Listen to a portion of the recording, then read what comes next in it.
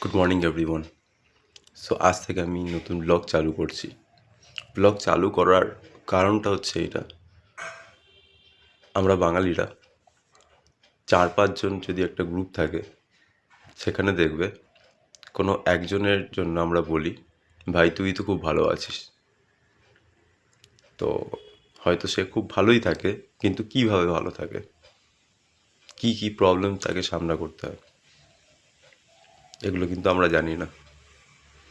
তো বেসিক্যালি আমার বন্ধুরাও বলে আমি খুব ভালো আছি, বাট আমি দেখাবো যে কীভাবে ভালো থাকতে হয় আর কীভাবে জীবনে এগিয়ে যেতে হয়।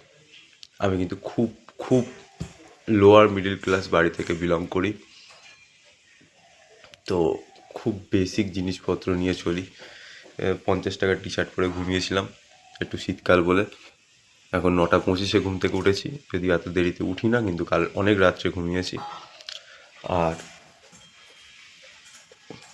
কফিটা এসছে, মানে বেড সাইড কফি এসছে, তো হয়তো এটাকেই ভালো থাকা বলে।